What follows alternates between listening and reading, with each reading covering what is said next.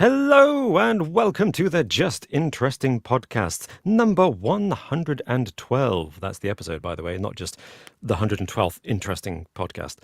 But anyway, I'm Robin, and thank you for joining me. Nobody thought that, Nobody thought that. Just clarification is important, Alex. I'm joined, as you can tell, by Alex, the one and only. It's just the two of us today. Martin couldn't join us. He could have joined us any other day this week, but I insisted. I put my inner Genghis Khan's foot on the ground and said, we're doing it now. Sorry, Martin. So sadly, he won't be with us, but hopefully you'll be able to have fun with just the two of us. And as always, we shall be discussing things that we learned this week after I have read out a riddle for you to solve. And then we shall be looking at our favourite comments made by you, lovely listeners and watchers, of course, on YouTube in the past couple of weeks. And then we shall be discussing the topic of today's podcast, which is daylight savings time. And could it kill you? You brought this topic to me, Robin, and honestly, I'd never heard such lunacy in all of my life. Can daylight savings time kill you? What an amazing headline! And if no one else is talking about it, then you could definitely sell that story to a local newspaper for sure. So I'm excited. Oh yeah. I'm excited to see what evidence you're going to bring for this one, and you got to try and convince me that daylight savings can kill me. That may be the surprise for many people listening to this, watching this on YouTube, is that this is all fact-based, by the way. I'm not just bringing my personal agenda against daylight saving time and adjusting the clocks so that we lose an hour in summer, which, incidentally, I hate. But that's beside the point. I have no agenda. I'm just looking at the facts. I think it's kind of a similar... Yeah. It's a similar kind of thing with Y2K and your like data processing that's changing the time back just doesn't make sense to your Android mind. It doesn't make sense in general to anyone, in fairness. We're all just pretending it does. It's true. But yeah, how are you doing, Alex? Not too bad, thank you, Robin. Yeah, all good. What have I gotten up to? I visited Glasgow over the weekend for the first time since being in Scotland, which I was embarrassed about, to be honest, given it's not far away from me at all. It's like 2 hours on the train, isn't it? It's way less. It's actually less than that. Wow. Yeah. Which was nice. Yeah, lovely. Nice. Yeah. Good stuff. How about yourself? What have you been up to? I've been all right. Nothing too exciting, but the Six Nations rugby tournament wrapped up this weekend, and I had a fun time watching that at the weekend, so that was good. In anticipation of the Rugby World Cup later this year, it's going to be an interesting one, I think. I actually support Scotland in these tournaments. Good choice, probably. Scotland were doing really well in this Six Nations, but they didn't quite make it. They after the first couple of games, of a great start, but didn't work out for them. And they're in a terrible group in the upcoming World Cup. They're up against the top teams in the world, and it just seems a bit unfair. But I know it's drawn randomly, but still, you think, couldn't you just... I'll be honest, This is a general question, yeah. Oh, no, I was going to say, I'll be honest, as soon as you mention rugby, either you or Martin, whenever it comes up in conversation, just my brain turns into white noise for the next few minutes. That's understandable. Yeah, cool. Rugby, yes. No, my wife does the same thing whenever I start talking about pretty much anything. As soon as I start venting an opinion, she knows it's going to be a long rant, and she just zones out and stares at the wall. But that is why, Robin, we reserve those for Patreon members who if you are supporting us on Patreon, then by this point you must be very, very familiar with mine and Robin's legendary rants that we go on. It's basically the things that we can't bring ourselves to discuss in the main podcast topics that we just want to rant about for a good amount of time. But there is over 100 episodes now that people can tune in to support us. And if you don't mind, Robin, I would just like to thank a few people in particular who have supported us time and time again over on Patreon and here on YouTube. So I'd like to personally thank Rashad Najjar, Caleb Wilkerson, Kurt Jones, Nemo, John Baker, Janie, Jarax Nadar, Henny Ruffle, The Super Show podcast, which is a fantastic podcast that you should all be listening to, along with this one, of course. Nicholas Dill, Emma Tapia, Hey Swamboat, Arpmad, the Peaswad, Josh Chomotek, A Filthy Casual, Simon Workman, the legendary Sir Chris McCrate, and, of course, Captain Wonky. Thank you all so much for all of your support. We cannot tell you how much we appreciate it. Thank you very much.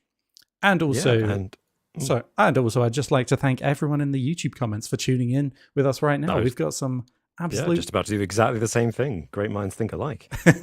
We've got loads of people in the chat. Welcome, everyone. We've got Captain Wonky's here. Thank you, Captain Wonky. Hey. C.S. Dromerson's in the building saying, just in time. I mean, you're late, but that's okay. Any time is a good time with Just Interesting. Just a correction, C.S. Dromerson. A wizard is never late. We arrive precisely when we mean to. But no, thank you everyone for tuning in, and we hope you enjoy it. And I suppose I should say, if you're listening to this at a later date, you can normally catch us at 9 p.m. on Mondays GMT, although we're about to go into BST, aren't we? British summertime. We are indeed. So one of the minor annoyances of daylight savings, I guess, but I don't think it's going to kill me, but I'm about to be convinced. Convinced otherwise. Before I ask you what you learned this week, Alex, would you like to hear a riddle? I'd love to hear a riddle. I've got it this week. I'm in a real riddle mind. Okay. Oh, good, because it's just the two of us, I thought I'd indulge in another one of the slightly longer riddles. And I have here a book of, hopefully everyone can see that who's watching us at home, Anglo-Saxon riddles. So some of my favourite riddles, slightly longer than the usual ones we go for, and just as tricky. So I'll read it to you in translation, don't worry. Modern English, not Old English. And this is, of course, anyone who's joining us live in the live chat, feel free to make your guesses in the chat, and I'll be revealing the answer at the end of the episode. Of course, anybody who's not listening to us live, either watching us later on YouTube or listening to us on a podcast platform of your choice, have fun guessing the answer too, and hopefully you stay tuned until we reveal the answer at the end of the episode. So, I'm going to read to you riddle number 51 from the book. The first 50 weren't good enough for this, or... I like to shake things up. Why do things in any particular order? Did you read one of these to us before? I did. I read it to... Yeah. Martin, you weren't here at that point in that episode, actually. Yeah, I remember that. Yeah. Okay. So, okay. I'm looking at it now and actually thinking, this is quite hard. Never mind. I saw 4 curious creatures travelling together. Their tracks were swarthy, pitch-black swathes. Moving swiftly, the bird's pivot flew aloft, plunged under wave. The working warrior toiled tirelessly, taught all 4 their paths through precious gold. What am I? What the hell, Robin? That's not fair. What? I'll read it again, and then we'll come back to it at the end, and I'll give you some clues if you need it. It's a thinker. I saw 4 curious creatures travelling together. Their tracks were swarthy, pitch-black swathes. Moving swiftly, the bird's pivot flew aloft, plunged under wave. The working warrior toiled tirelessly, taught all 4 their paths through precious gold.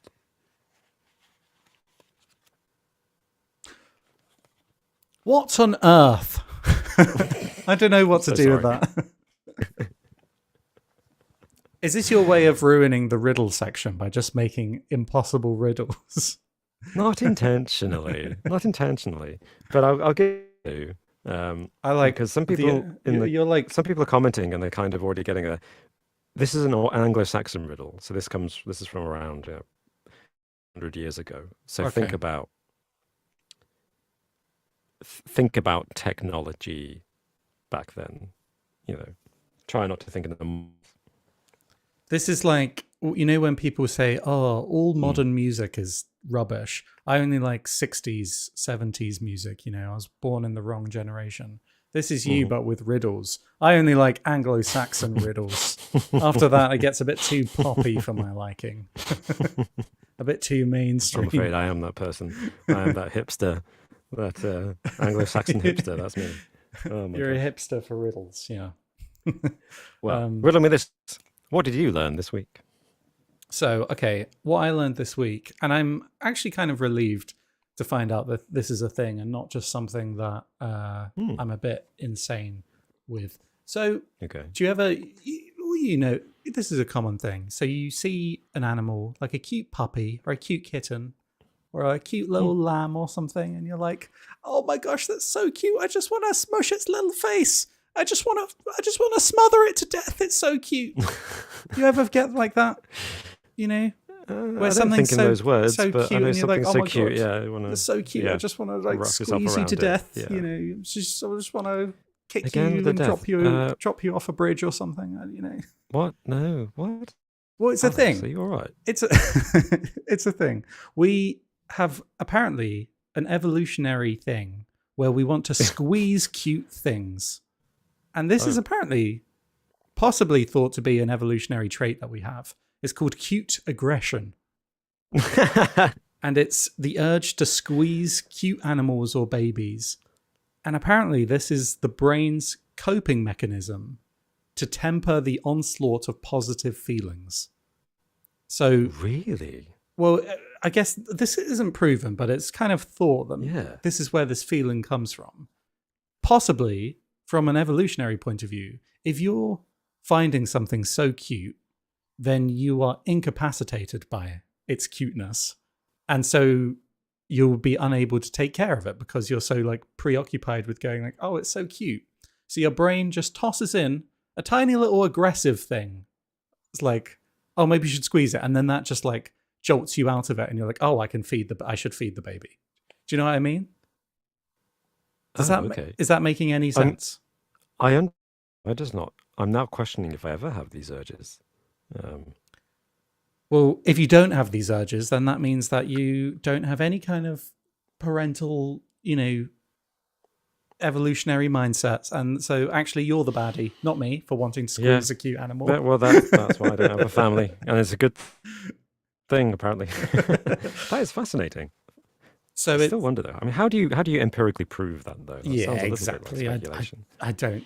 I think it's a lot of speculation. Yeah, but it's an interesting idea, and I'm glad that it's. Even though I sounded like a psychopath just then, I don't squeeze. I don't. But I'm glad that it's not just me that thinks of this. Has those urges. This kind of cute aggression. So did you Google that to make sure because you felt bad? Is that how you found that out? No, not at all. No. Yep. But yeah, no, I thought that was an interesting thing I learned this week. An interesting fact. That's really interesting. And in fact, it's so interesting, you may have encouraged James Linton 17 to become a YouTube member. Oh, James Linton, thank you so much. Thank you, James. That's very Welcome kind of you. to the gang. You now have access to all of our exclusive a little more interesting episodes that we make for members and YouTube members. So thank you, James. Thank you. Nice. And just sticking with the comments, what have people said? Doom calling me a psychopath. Nice. Yep. And Rocket Summer says, that's how I feel about frogs. Interesting. All frogs? Well, like you want to squeeze them because they're so cute. Frogs, I guess frogs are cute. Yeah. Do you have any feelings about frogs, Robin? Well, in my third year house that I lived in uni, there was a basement, and we didn't have access to the basement. It was a house, and every night, a big black frog would come out from the basement. Okay. Around the hallway outside my room, and then out the front door, and presumably go get some insects to eat, and then come back. But I would always come. So the frog was essentially a roommate at this point. He was lived in your building. Basically, yeah.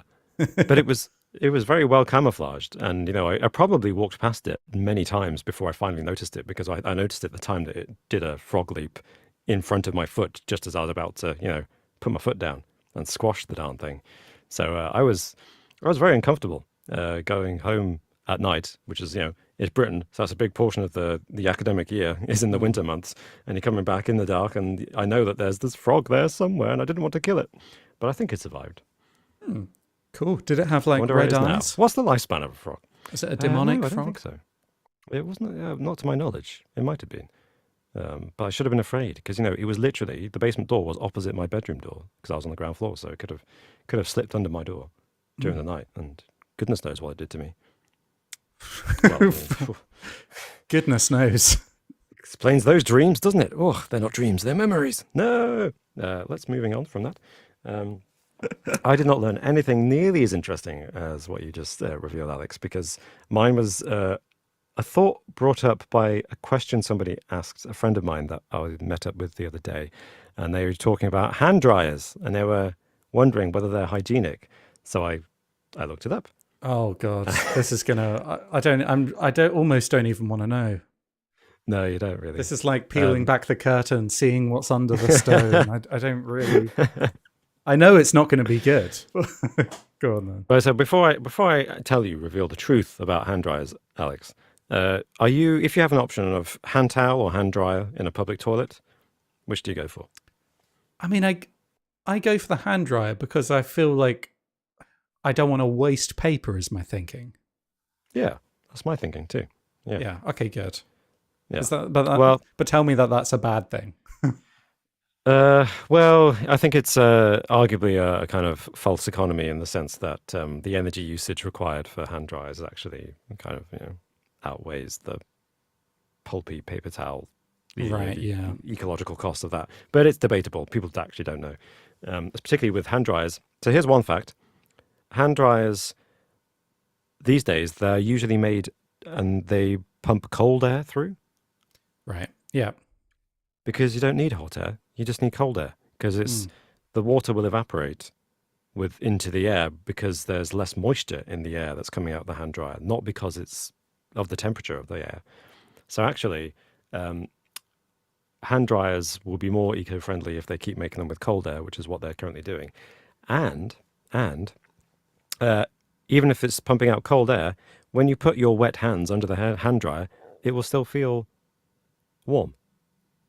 Really? Oh yeah, because you've just made your hands all cold and wet. Yeah. Exactly, because it's evaporating the water, and just like sweat, whereas the sweat is a cooling system, where as the liquid evaporates, it takes the heat away, and that's exactly what's happening with your hands under a hand dryer. So you don't need warm air. But I did learn that they have made tests with petri dishes and bacterial cultures that hand dryers do simply put more bacteria onto your hands than you would have after washing them in the public toilets anyway. So washing your hands in a public... So those people that you see when they just go to the toilet and then they walk straight out without even washing their hands, they're actually doing the best thing possible in that scenario.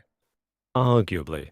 Now, the good news is the bacteria that the hand dryers pump onto your hands are not dangerous. They're not toxic. Right.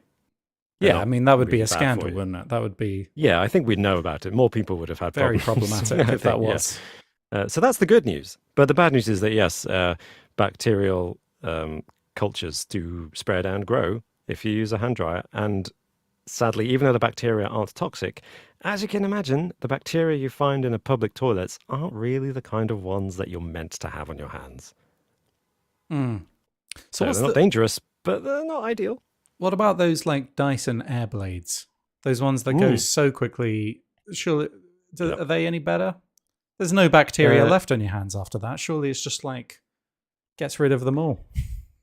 I don't know science. That's exactly right. And this, just note to everyone listening, this is not sponsored by Dyson, but that's exactly right. The principle behind those Dyson air blades, where instead of holding your hands underneath a hand dryer, you're dipping your hands into a hand dryer that's just blowing air horizontally and your fingers go between it. They were designed specifically to overcome that bacteria spreading problem. Ah, okay. All right. Okay. Fair enough. But the study that I looked at wasn't testing these, so I don't know if they actually do work. Fair enough. So you've just given James Dyson free advertising without even knowing if the product's any good. Well, that's my point. I'm saying I'm not recommending Dyson products at all to anybody. I'm just saying that was one of the design principles behind that thing. On a slightly different note, Doom in the chat says frogs usually live 2 to 10 years, but they have been known to live for over 30 years. Ooh, Yeah, 30-year-old frog. I didn't know they could live that long. So it's Blimey. possible that frog that did things to me in my sleep at university is still around.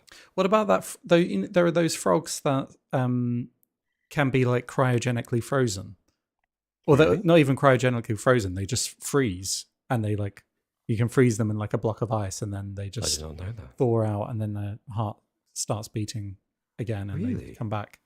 Yeah. So I did not know I that. wonder how Wow. long you could do that. Could you just have a frog under the ice for like Yeah. a Captain America frog? Just put them Yeah, on those ice for like frogs are 100 actually years. 1,000 years old because they just freeze themselves every year Mm. and wait for 100 years, and then they thaw out and they're like, "Hey, I'm still here." I don't think all frogs can do that, but I remember seeing like a documentary where one frog Yes. was doing that, one type of frog was doing Species. that. Yeah. I Mm. hope it's got a convenient name. The freezing frog or something like that. The Lazarus frog. The Lazarus frog. That's a much better name. You should name things, Alex. You're good at this. Much better than me. Oh, thank you.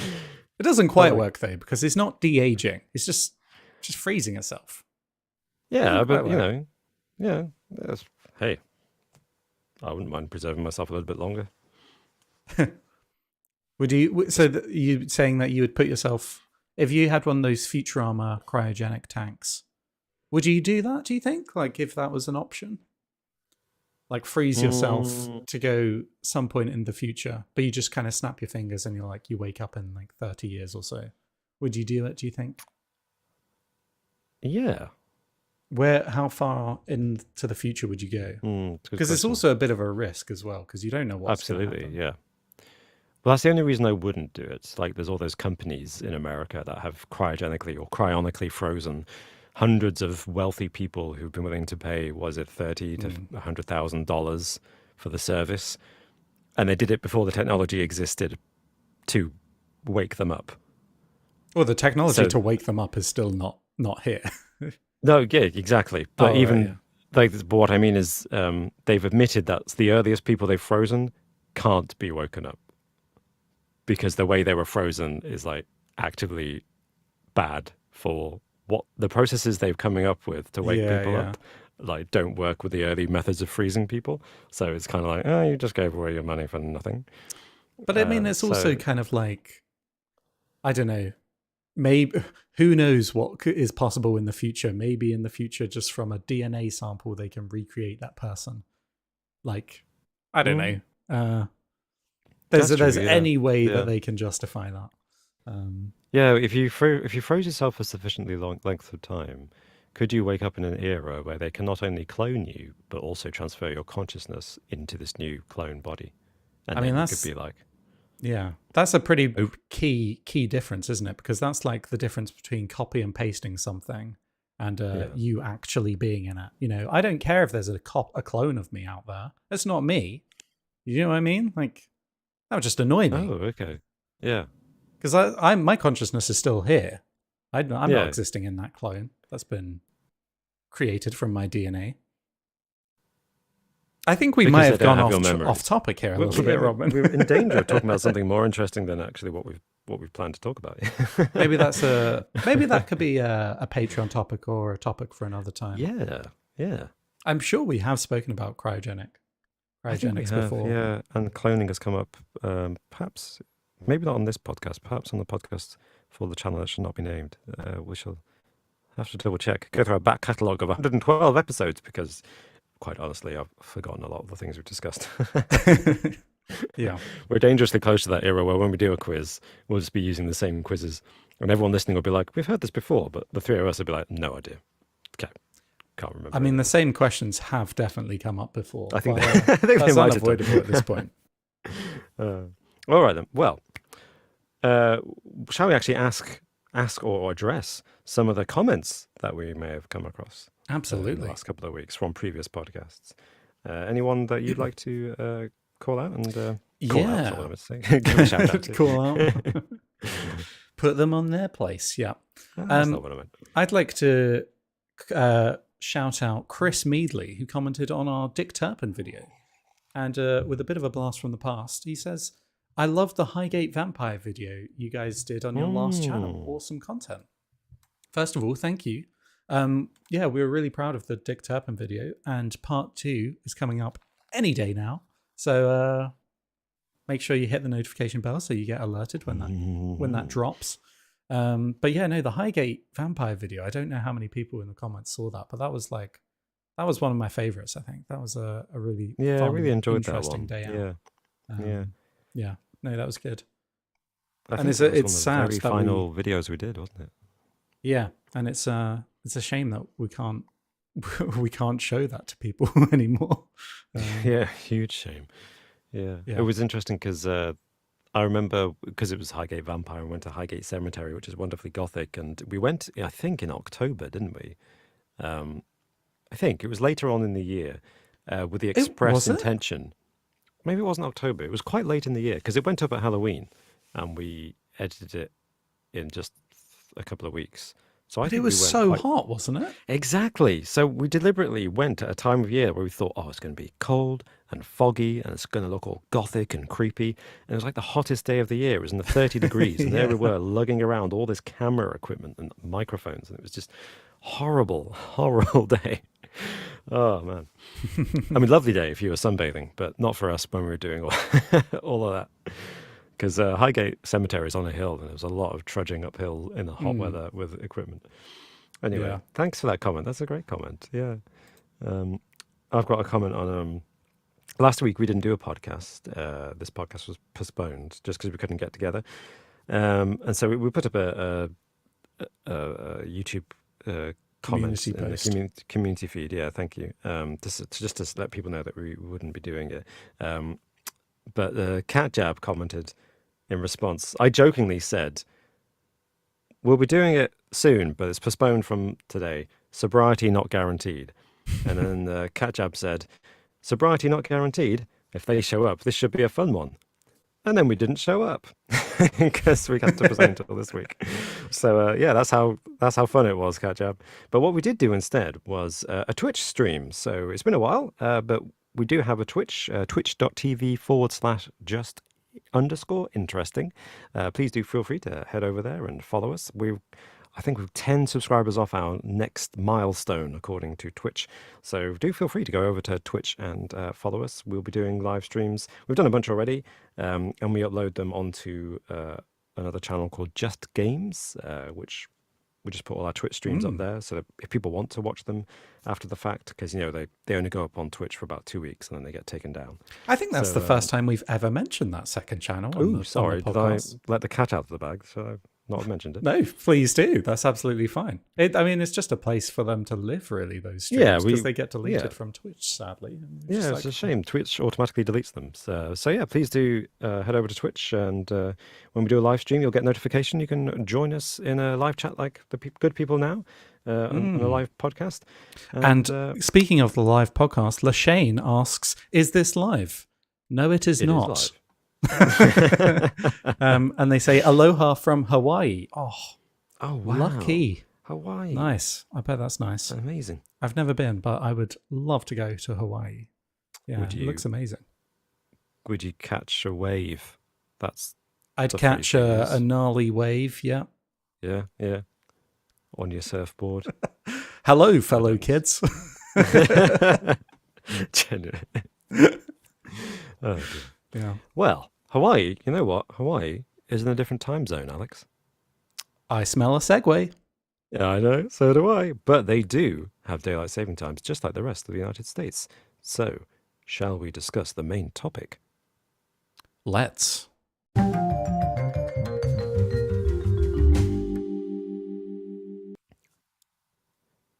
Daylight savings time. We're probably all familiar with it. Most of the world does it, at least half the world, and most of the world, about 3/4 of it, has done it at some point.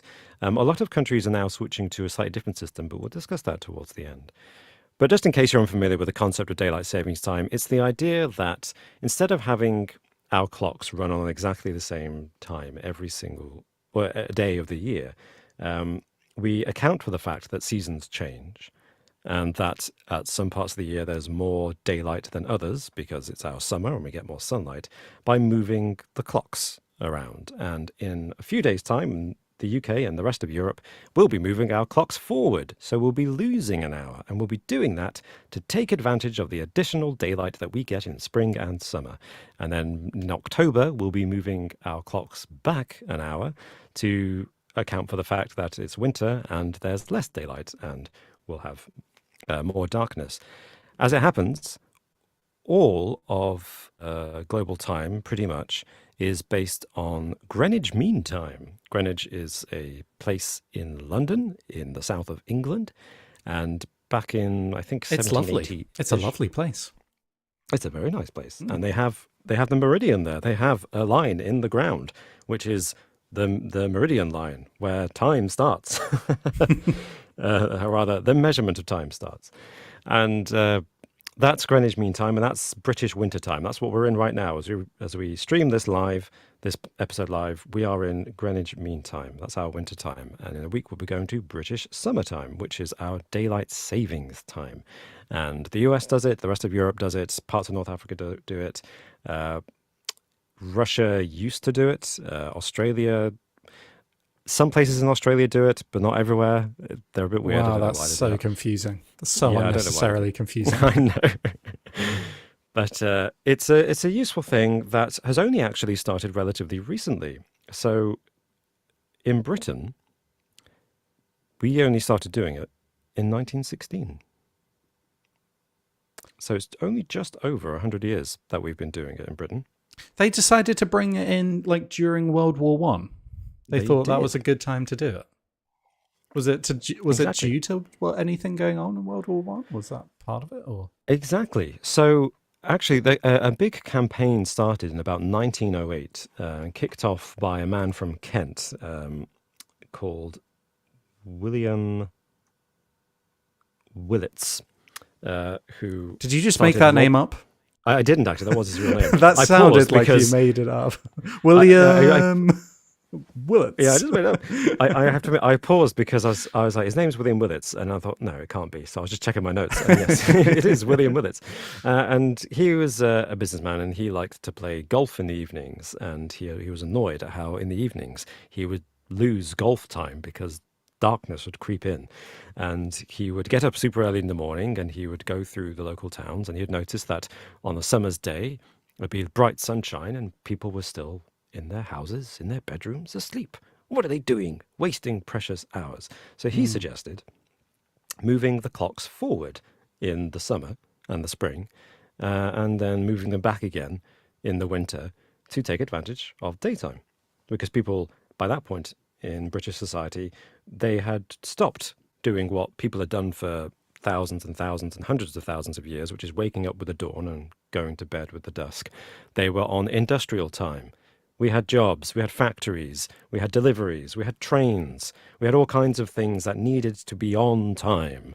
We had people living in towns where everything was about what time do the shops open. And, life had become organized around the clock by the early 20th century. And it still is today. We all work by our clocks now, pretty much, in the developed world at least. And even farmers, to a certain extent, I guess, because they have to make deliveries or they have to have the produce ready for delivery, work to urban clock time, right? They don't just go by the sun. But to a certain extent, obviously, farmers operate by, if they're dairy farmers, the cows don't care what time it is. The cows want their food. And they want their sleep. It's not right, is it? It's not natural. We shouldn't have clocks. Everyone's moving so fast these days. We should just chill out. That's Slow what you're down. getting at. That's basically, yeah. Not get rid of in the ancient daylight world, savings time. Get rid of time itself.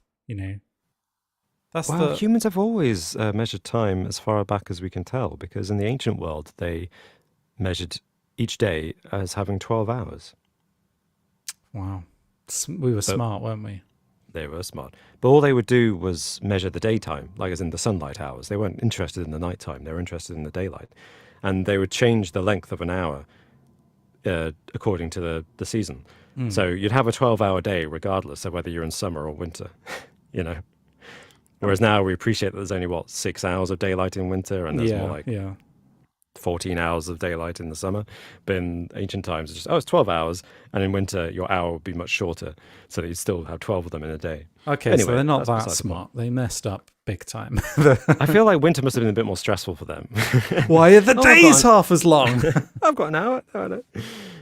So this man called William Wetz from Kent campaigned his local MP, who in 1909 introduced, I think, the first piece of legislation in the world proposing to introduce daylight savings time.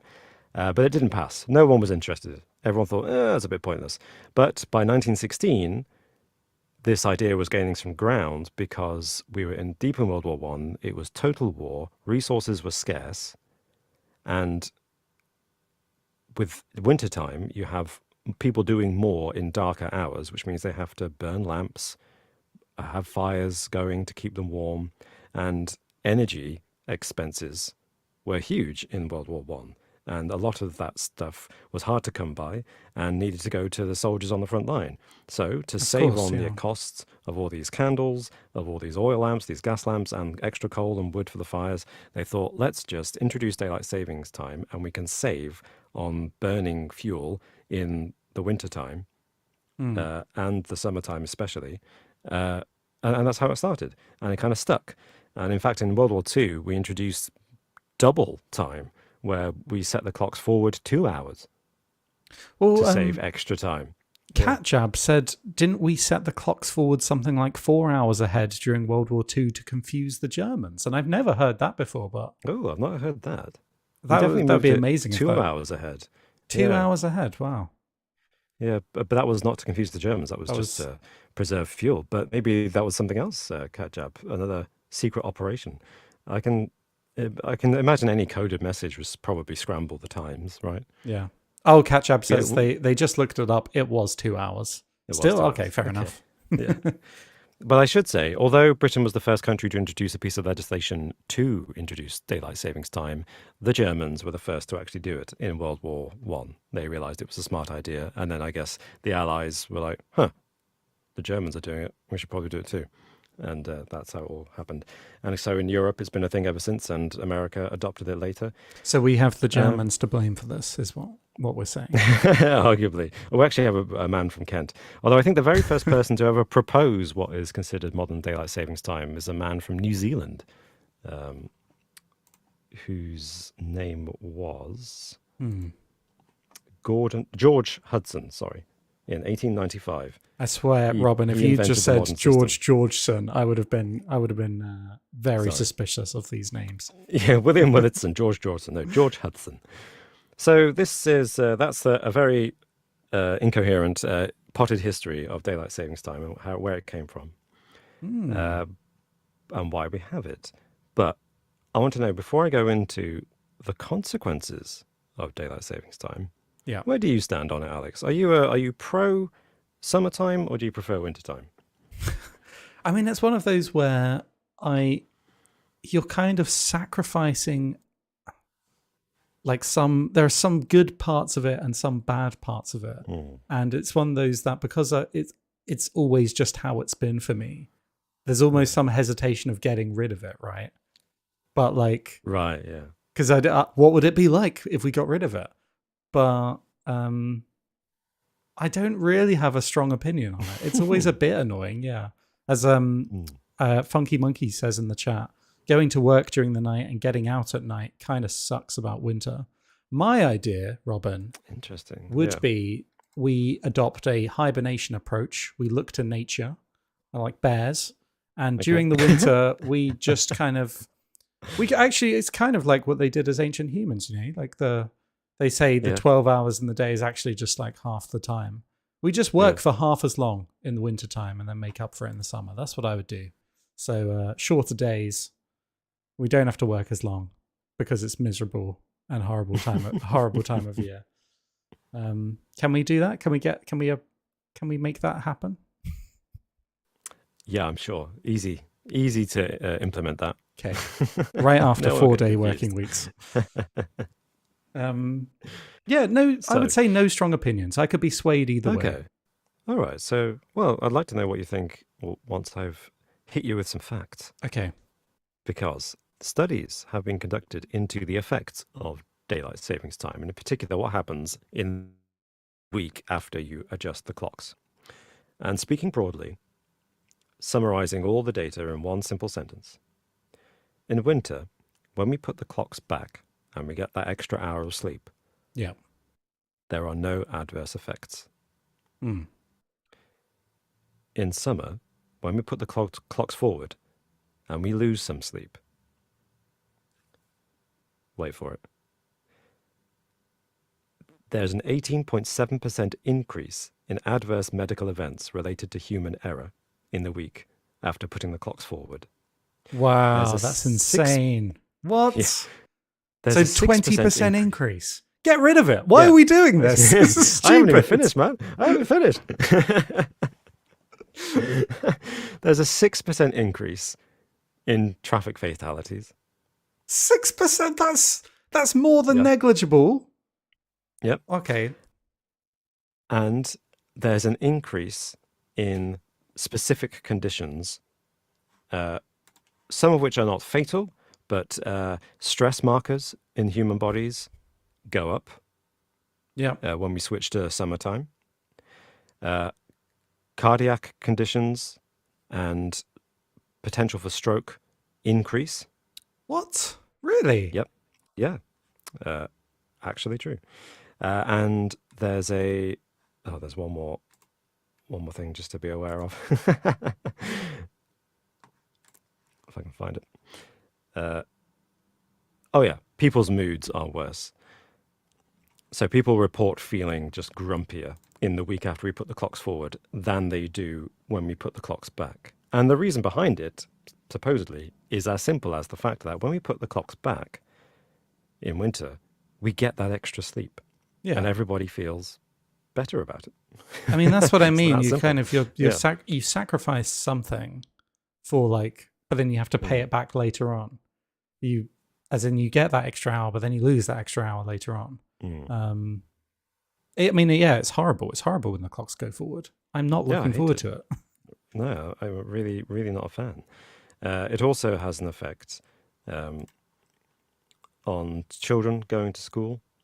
Uh, students report feeling drowsier, obviously, because they've lost some sleep, less able to concentrate, and therefore their behavior is more disruptive in school, and they learn less well in the week or so after the clocks go forward, simply because they're tired, simply because of the shift. And here's the thing, it's not just losing sleep that is having this effect, because, of course, well, you could lose your sleep for any reason on any day of the year. It doesn't matter about the clocks, right? You could have an all-nighter on a Wednesday night and then try to go into work in the morning. You're not going to have a good day. That's not the clock's fault. That's not time's fault. That's your fault. But we have this thing which you've almost certainly heard of called the circadian rhythm, which is the body's natural way of kind of measuring time and knowing when to get up and when to go to sleep. And the circadian rhythm is essentially tied to daylight. It's rising with the dawn and going to bed when it's dark. Yeah. Summertime, British summertime and daylight savings time around the world, by putting clocks forward to maximize the daylight and have longer evenings, messes up that circadian rhythm, because your body is attuned to stay awake as long as there is daylight. Yeah. Yeah. So actually, by having these longer summer evenings, people are less likely to go to sleep, which means that they have worse quality sleep because they have not only a shorter sleep, but they're not getting into that deep REM sleep until quite late into the night. So Okay. it just generally messes up the circadian rhythms. And even though there are people who have, was it seasonal Affective disorder, yeah, Yeah. which generally speaking is in the wintertime, people feel down because it's darker and gloomier and more miserable. Actually, there is arguably, according to the studies, a worse effect achieved by putting the clocks forward in summertime than seasonal affective disorder has on people's moods. Really? What? How? Why? Because it affects anybody and messes with their circadian rhythm, whereas seasonal affective disorder is just responding badly to the weather, right?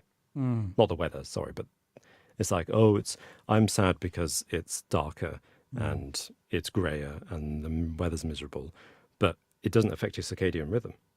I So guess it doesn't affect your ability to perform tasks. You're still sharp, you're still mentally capable of processing things, whereas you upset your circadian rhythm, you don't get good quality sleep, and you're unable to drive more effectively, hence the spike in car accidents in the week after putting the clocks forward. that is true, actually, because if you've ever had to, be up early for something during the summer, work or school or whatever, then you're tired in the evening. But if you don't have blackout blinds and it's still light outside, that is actually a horrible feeling when you're trying to go to bed and it's still a bit of daylight outside. Miserable. That's why a lot of people sleep with eye masks, right? Because they can't get blackout blinds to block out all the sunlight. I agree with you entirely there. However, there is a flip side to this, and we've got to be fair and balanced. Did you know, in 1968, the British government froze time? They froze time.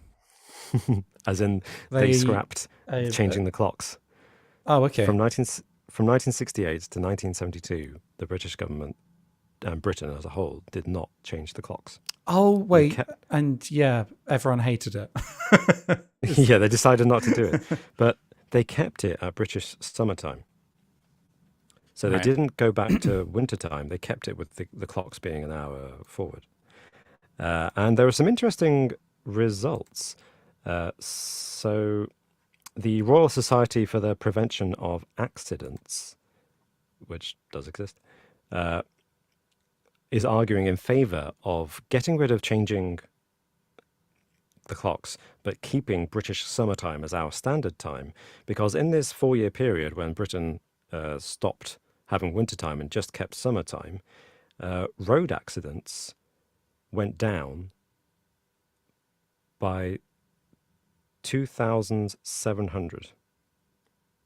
Okay. I don't know what that is proportionally. It's hard. If that's like a normal fluctuation, or if that's Oh, right. So no, that's over this 4-year period. So basically, estimates, if you adjust the data for today, at least 100 or so road accidents that regularly happen in wintertime wouldn't happen because if you kept summertime. Really? Wow.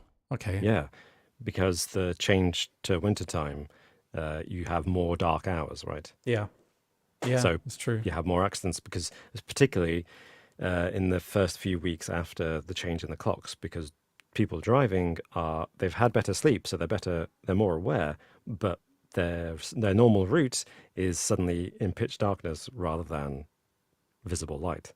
So it's as simple as that.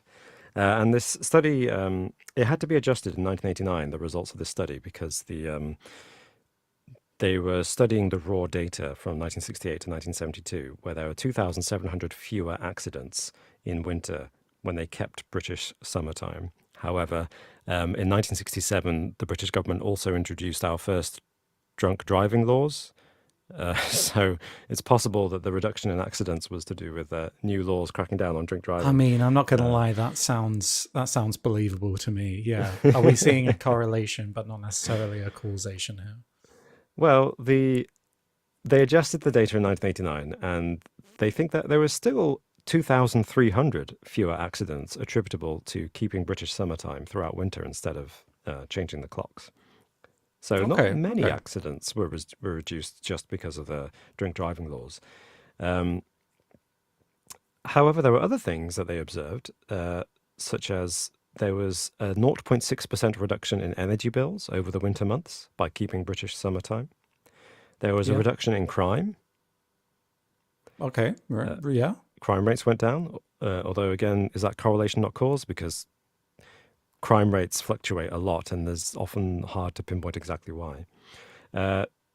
The 10-10 campaign group estimates that simply by changing people's driving habits in the winter months, because more people drive in winter because it's cold and dark, so they take a car rather than using public transport or walking, right? Because they're in the darkness. And when they're driving their car, they put their lights on, they put the aircon on, so they're using more fuel. It also just takes you longer to wake up, doesn't it, in the winter months? It does. So if you're driving, you're just less aware, I guess.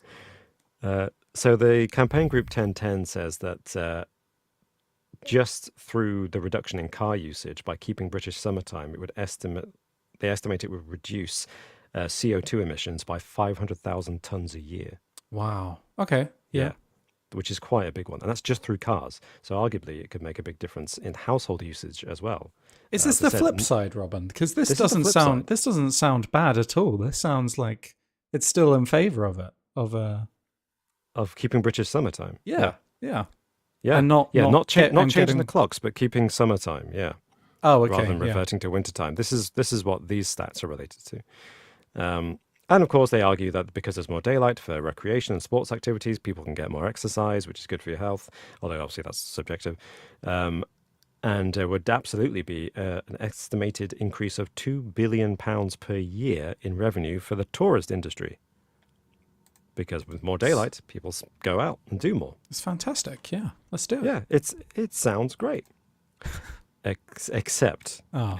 that's in Britain, and that's estimates based on a study from a 4-year period of the effects in the late 1960s on the British society. Would that apply today? I don't know, because public and private transport habits and the number of cars on the road and the nature of the cars on the road has changed a lot, right? So I think that's useful data, but it's not the most up-to-date data. Right? Sure. In my humble opinion. In America, studies have shown something slightly different. So it seems that the effects would vary hugely depending on where you are. For example, I mean, surely a lot of what would factor into this is the kind of climate, and America has a vast range of different climates, whereas I guess the UK has fierce mild as its climate, just yes, aggressive, exactly. aggressively drizzly weather and bit of clouds, basically all throughout. Yeah. Whereas I guess America, can vary very drastically from basically deserts to Arctic chills. So. You're completely right. And in particular in Indiana in 2006, the state of Indiana in America introduced daylight savings time. They hadn't done it across the board until then. And they noticed that energy consumption actually increased by $8.6 million every year. So like everything I've heard has been bad for daylight savings.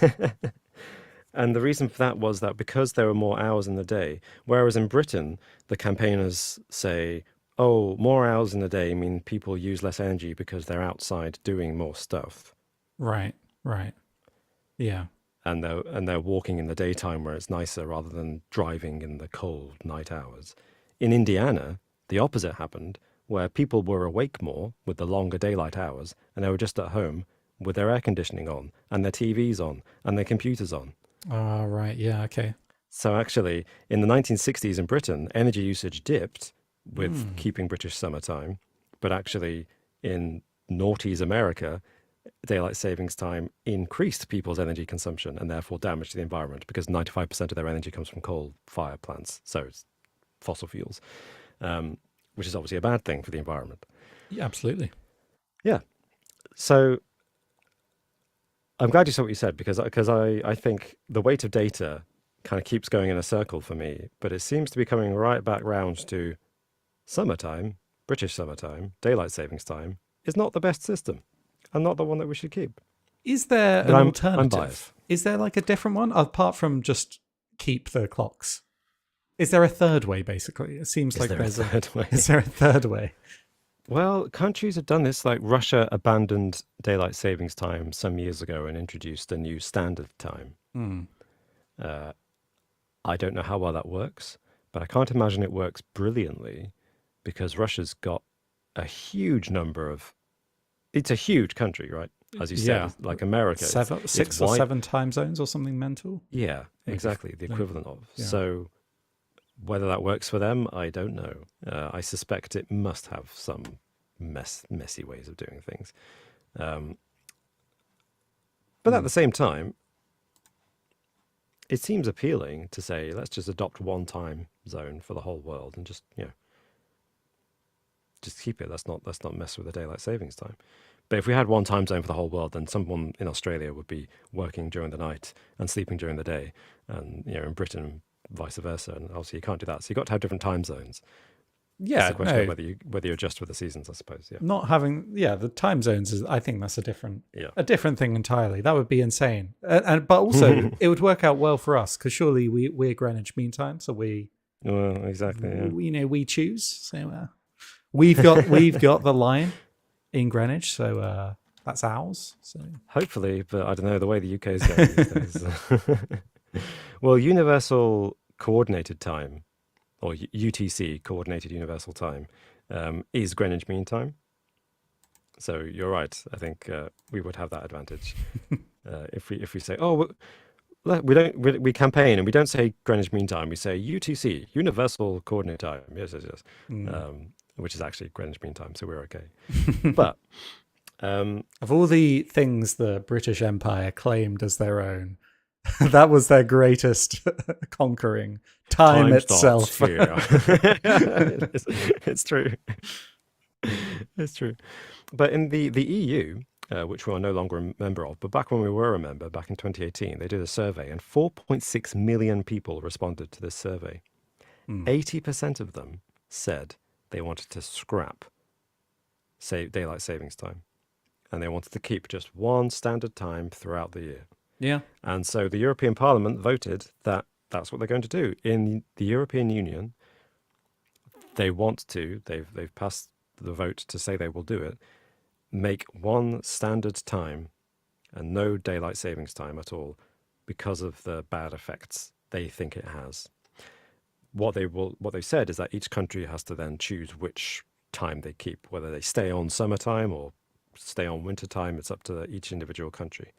Nothing's happened yet. It was supposed to come into effect last year. 2 years ago, sorry. Hang on, that's messing with me. So, Yeah. For instance, so like what countries are in the same time zone? Like Germany and Italy, I guess, or something. Yeah, France and Spain, yeah. Well, what if Germany decided we're going to adopt summertime and Italy decided we're going to adopt winter time? That would be insane. Exactly. That'd be mad. But they're in the same time zone. Well, time zone's a political construct anyway.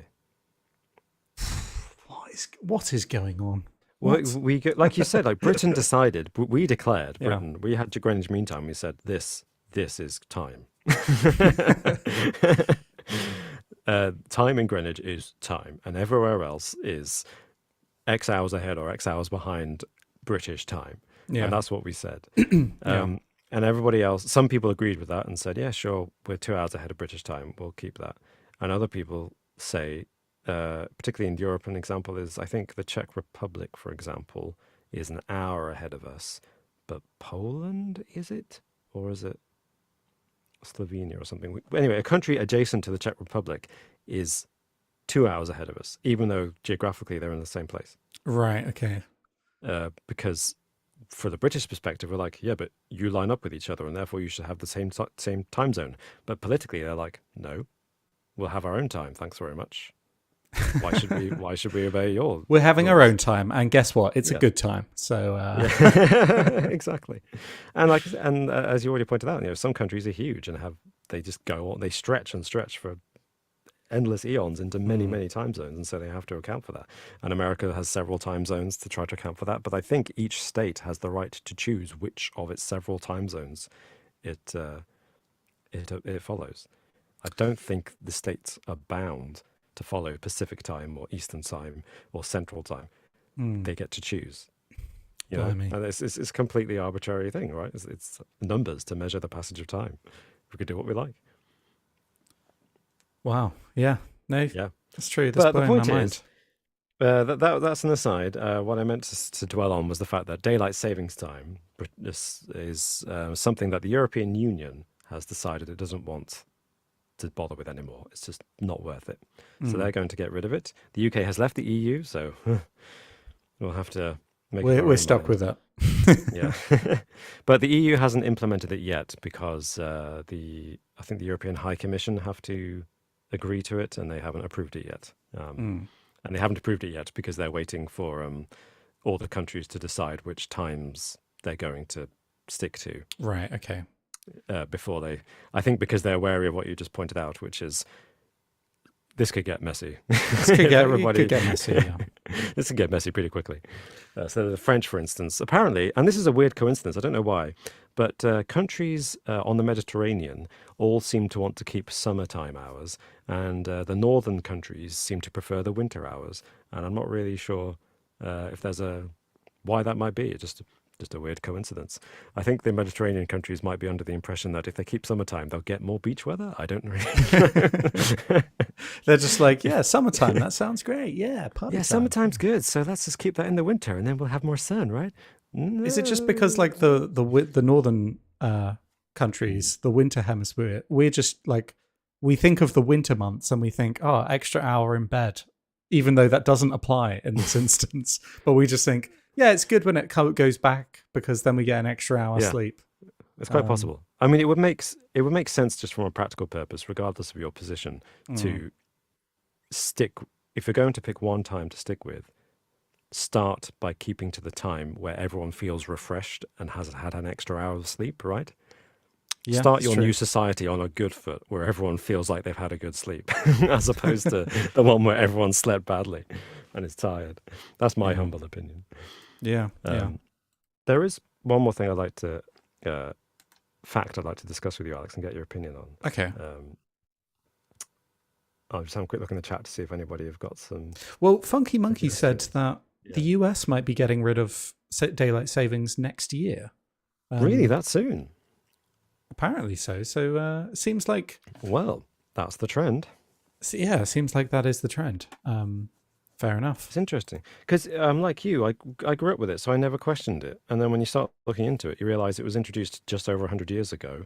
After being, people campaigned for it. A few people campaigned for it, not many, because they were interested in, work and business. And I want to have more golfing hours in the case of William Willits.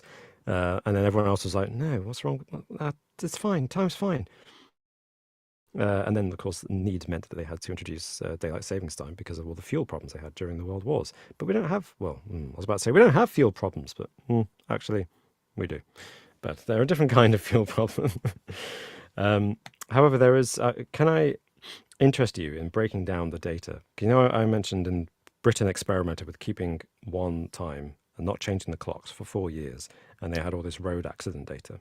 Yeah. Yeah. And when you break it down, it's quite interesting. Okay. So they broke it down by region and by time of day. So what they noticed was that overall, there were fewer accidents, traffic accidents in winter when we kept British one time and we didn't change the clocks. And when we kept British summertime because it preserved the daylight hours better. Yeah. Yeah, that makes sense. That's what they noticed. However, in winter, when you do keep British summertime, although you get longer evenings, you get shorter mornings in winter, which is why we change the clocks, because it gets darker, the sun rises later. And so accidents went down in the evenings, but they went up in the mornings. It also makes sense, yeah.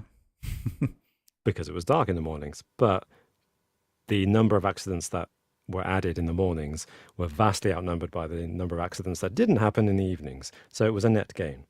However, when you break it down by region, England, that's interesting actually, because I would have assumed that there would be more accidents in the morning than would be in the evening. People would be tired. Yeah. But apparently, but that was the case when we kept British summertime. But if we switched back to wintertime, presumably the inverse would be true. If we kept wintertime constant, we would have fewer accidents in the morning, but more accidents in the evening. It just so happens that there are more accidents in the evening. Yeah, no, that's what I'm saying. I'm surprised by. I'm surprised that there's not more accidents in the morning because people are like extra tired. I don't know why. I guess maybe because people, again, it goes back to this whole drink driving thing about. Oh yeah, because people go out in the evenings. I guess everyone in the morning is just going to work, so there's traffic jams. No one's really traveling. I don't know. But when you look at the data by region, England, southern England, northern England, Scotland, and Wales, accidents and particularly fatalities went down in every region except northern Scotland, Okay. where the number of deaths in particular, but accidents overall went up. Oh, wow. Okay. Yeah. So this raised the question. The Scottish weren't happy and they said, hey, keeping this fixed time, summertime, through the winter leads to more deaths of Scottish people. But overall, Interesting. the response was, yeah, but there are thousands of fewer deaths and accidents in England and Wales and So Ireland, so Northern like Ireland. what caused that? Is that because of like the how far up it is and the kind of Exactly. We're a tall, thin country, and we are right at the top of the world. Well, not right at the top of the world, but we're very northern. So in northern Scotland, Inverness, for example, has an hour of extra darkness in the mornings yeah. than Greenwich does in the south of England. Mm. So its sunrise is an hour later, and its sunset is half an hour earlier in wintertime. So when you keep one time and don't change the clocks, they just have an extra hour of darkness in an already dark time. So they get Mm. till 10 a.m. before their sunrise starts. So you've got all these people going to work in not just the dark, but winter in northern Scotland, as you can probably tell us, Alex, Inverness. It's pretty cold. I mean, I And went you, and it was a bit cold, but it wasn't anything too cold. But I was only there for a couple of days, so I'm not a fair okay, judge. well, I mean, to be fair, global warming has changed things slightly, but So you now's drive. the Imagine, perfect time to stop but daylight savings because of global what's warming. this? What's the scenery like around that part of the world, Alex? Northern Scotland. Oh, it's beautiful. It's gorgeous. Yeah. Yeah. Why? Why? The mountains, the lochs. Uh huh. So the mountains and the lakes Yeah. that make it so beautiful. Imagine loads of people driving in incredible darkness in icy roads in winter, and I think that might be why deaths went up I don't when they understand. didn't change the clocks. Yeah, the Loch Ness monster is actually just people's cars in the river. Yeah, in the lakes. Exactly. People mistaking. Yeah. I mean, that's my guess. I think that's why deaths probably increased in Scotland. But the question there is, you've got this moral dilemma of if you can reduce deaths overall, but in this one place and part of your country, deaths are going to increase, Mm. would you make the change regardless? Are you telling me that the UK government like prioritized the rest of the UK over Scotland? No. Wait, Robin. No. Say it isn't so. I mean, eventually they got rid of it. So it was only a 4-year trial period, and everyone decided to go back to changing the clocks. But that may be more because people by that point were used to changing the clocks and just were a bit grumpy about having to not change the clocks. That's That makes definitely sense. it. That's 100% it. Yeah, Like the that British that would just, be the problem with changing it in the UK. Europe might be yeah, fine, but we stick to what we know, even if it yeah. makes no sense. It's the real reason Brexit happened. Because Europe was like, we're going to stop this daylight savings times. And the British are like, no, we're going to leave. I like Never being mind the fact. slightly happier in the winter and I like being even more miserable in the summer. Exactly. But if we did, by the way, when the European Union does actually get rid of daylight savings time and stops putting their clocks forward in the summer and stops putting their clocks back in the winter because they just have one time the entire time, if that makes sense, Northern Ireland, as part of the UK, will still be changing its clocks twice a year, whilst the Republic of Ireland, as part of the EU, won't. Wow, that is weird. Yeah. So people who literally live a few meters from each other across a border will be in completely different time zones because of Nice. a political border. Yeah, That's that's pretty amusing. it's pretty daft. Pretty daft. Anyway, I know that was a kind of barrage of facts, and it was all a bit confusing because I wasn't the most coherent. However, That was beautifully coherent, Robin, and oh, well, very thank you. That very was interesting as well. very, It's one of very those things that I have never really like properly thought about before. But yeah, when you do good. think about it, it's absolutely mental, isn't it? It's insane. It's let's Yeah, get rid. let's get rid. And would you're like me, I think, if we were to get rid of changing the clocks, I would scrap summertime and keep wintertime as the default. Oh, would you? You'd scrap summertime. Yeah, yeah. because I'm gonna stay with my Mediterranean friends here and probably be like, no, keep summertime.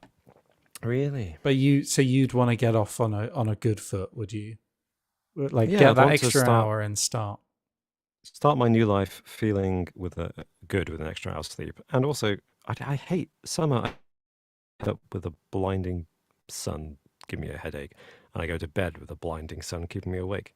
Whereas in winter, I can sleep in till dawn, and I don't feel bad about it, and I can go to bed as early as I like because it's dark at 4 o'clock. It's great. And better still, I can watch TV because bloody sunlight, even with the curtains drawn, it's really hard to see some things. That's true. So that's my very selfish excuse. I'm a dark person. I'm always a night owl. So the longer I can make the night, the happier I'll be. It's also how I am with the ladies. I am the night is what Robin just said. Robin is Batman confirmed. Oh, I wish. I wish. I mean, no, because then I'd be a billion. You'd be an absolute billionaire psychopath who dresses And as a also- bat and goes and fights people. Yeah, but he's also a billionaire, so swings I'd and take that. roundabouts, isn't it? Yeah, fair enough. Yeah. I'm sorry, just having a look at the live comments. Captain Wonky says, "Can we just do 30 minutes and call it good?" That's a compromise. I like it actually. Yeah. We could try it. Why does it have Give to it be a a full solution. hour? Well, yeah. Why is it an hour? It's completely arbitrary. In Yeah. fact, William Willits, when he first proposed daylight savings time in 1908, his suggested plan was to change the clocks by 20-minute increments every weekend in April. Yeah, than that's just- that's a bit mental, isn't it? That's a bit insane. Yeah, I think that's a man trying to compromise, rather than just like Yeah. rip the band-aid off, as they say, and just do the 1 hour ahead in one night. He had one good idea and then he took it too far. It took it too far. He's George Lucasing with Star Wars. Driving with Matt says in the comments, it wouldn't be an extra hour's sleep if you're scrapping it. But you get that one extra hour. You get that one At extra the hour. moment the when you first scrapped it. time. Yeah, the moment you scrap it, you get that 1 hour. So I'd Or rather you live my lose that life 1 hour. with that one extra hour than live my life knowing I'd lost an hour. Yeah? That makes sense? Yeah, because essentially at the moment we're losing an hour and then getting it back. But yeah, if you were to end it at some point, you would have to either gain an extra hour permanently or lose that extra hour and never get it back. Yeah. It's a big philosophical dilemma. Yeah, and it could affect all our lives. It'll keep me up at night, at least during British summertime. yes. Well, thanks for listening to that. Thank you, Robin. Thank you for taking us through that. That was really interesting. Thank you, Robin. I hope so. And now, yeah, I wasn't really thinking about it, but now next week's gonna suck, isn't it? It is, yeah. We're gonna set our have clocks forward in Europe on this coming weekend. Yeah. Ugh, rubbish. And it's annoying because there's a thing I go to on Sunday mornings, and sometimes I don't feel like going. And they reminded us last Sunday, and said, don't forget the clocks go forward next weekend, so make sure you put your clocks forward so that you don't miss next Sunday's session. I'm like, I was going to use that as an excuse. Yeah. But now you've told me to my face and I can't deny I didn't know. But do you want to know the answer to the riddle? Yeah, I guess I do. What's this Anglo-Saxon riddle all about? We probably need to read it because I don't remember. Oh yeah, I'll read any it of again. And I'll read it again. Something about there's 4 of something and Yeah, that's right. I saw 4 curious creatures travelling together. Their tracks were swarthy, pitch-black swathes. Moving swiftly, the bird's pivot flew aloft, plunged under wave. The working warrior toiled tirelessly, taught all 4 their paths through precious gold. So, I can give you some clues if you... I'd love a clue. Yeah, maybe. Yeah. I'm just trying to do that individually. That doesn't. Yeah, no. Go on. Yeah, So let's have a clue. The 4 curious creatures are not separate from each other. Okay. That is helpful in no way. And you might also think of them as a group of 5 normally. Oh, okay. Okay, so bearing that in mind, can you say it again? I saw 4 curious creatures travelling together. Their tracks were swarthy, pitch-black swathes, Okay. moving swiftly. The bird's pivot flew aloft, plunged under wave. The working warrior toiled tirelessly, taught all 4 their paths through precious gold. Is it? Mm. What about shadows? Maybe Ooh, a shadow? Okay. So I'm thinking like a silhouette of a person, and all 4 of them are their limbs. But I So am you're wrong, right so ignore me and move on. You're wrong, but you're right that it involves a person. And their tracks are black, like a shadow, but more permanent than a shadow. I don't know. I don't And know. this is where thinking in medieval terms might help. There's a feather involved as well.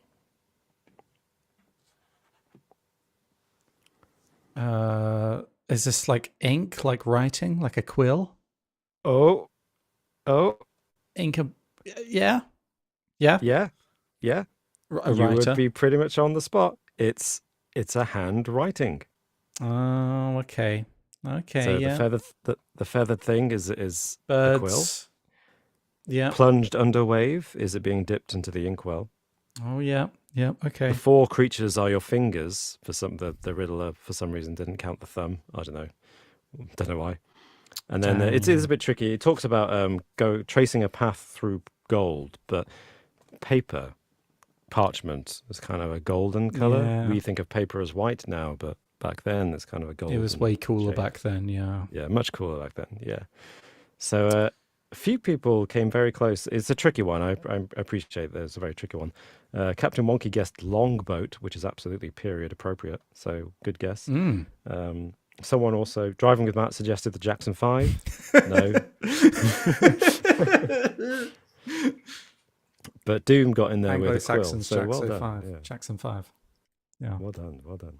And thank you all for joining us for this live stream. Sorry, hey now, Paulie, you missed the notification, but thanks so much for joining us, even though it was just the end. Please do feel free to wind back and listen to the rest of the podcast. Thank you. Thank you so much, Robin, for taking us through that interesting facts about daylight savings. And well, thank you. We should all petition and get rid of it because it's dumb, is my conclusion.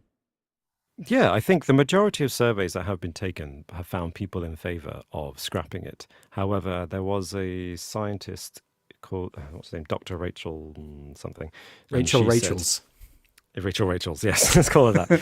And she suggested that all these surveys might be kind of confirmation bias, as in if you put out an open question and say, tell us if you want us to scrap daylight savings time, who's going to respond to it most likely? Right, okay, yeah, sure. People who don't like it. So there's 4.6 million people who responded to the survey in the EU saying 80% want to scrap daylight savings time. The other, 300 million people who live in the EU don't care enough to give an opinion. That's true. So, I can't imagine being like so strongly in favor of it. If you're going to have any kind of massive stance on daylight savings, I guess you're going to have a negative one on it. And I think that's a valid way of interpreting these kind of results. Like, if these people don't feel strongly about it, then they count as a supporting vote for the people who do feel strongly about it and want it scrapped. Because it's not going to bother them. So let's indulge the people whom it will bother. That's how democracy works. And on that note, thank you all for listening. Thank you all so much for joining us. And free to tweet at us, JInterestingYT. If you're interested in watching us do live streams on Twitch, feel free to follow us over on twitch.tv at /just_interesting. And thank you again to all of our wonderful Patreon supporters and YouTube members for supporting us all this time and making this channel happen. And stay tuned for a little more interesting videos for those Patreon supporters and YouTube members exclusive to them. And we'll see you, hopefully, next week at the same time, technically, of We'll be 9 a bit more p.m. tired on Monday, but in British summertime. So 9 p.m. British summertime next week, we'll be live on YouTube. Yep, Exactly. Bye-bye.